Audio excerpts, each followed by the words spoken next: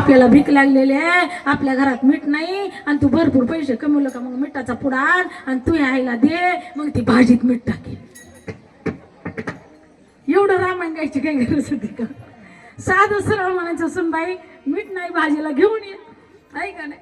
हा, टोचून बोलायची सवय. म्हणून महाराज सांगतात वेदची ते वचन, जेणे राही समाधान, जेणे करून बाबा समाधान वाटण असं बोलायचं. साच आणि मवाळ, मिथिले आणि रसाळ, शब्द जैसे कल्लोळ अमृताचे, अमृतासारखं बोला, गोड बोला, साच बोला, सत्य बोला आणि मवाळकीचं बोला, म्हणजे 10 माणसं तुमच्यापाशी येतील. आणि तुम्ही जर वसा वसा वसा वसा पिसळ्या कुत्र्यावानी केल्यावर जवळ कुणी सुद्धा येत नाही.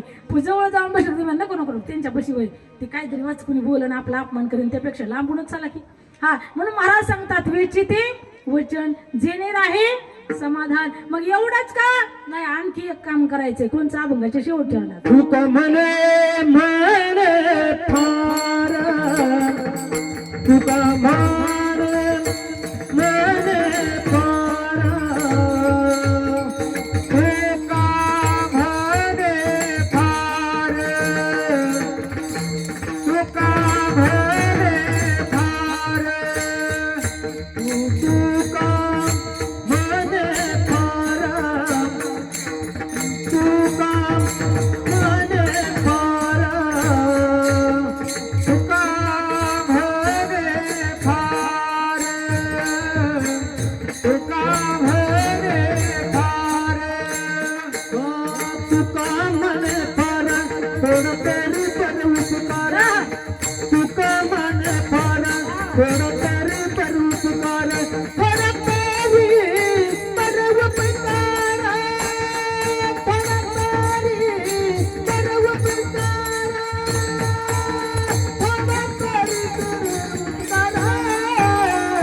तुझं भावा आगे देवा, तुझं भावा आगे देवा, तुझं भावा आहे देव, तुझं भावा आहे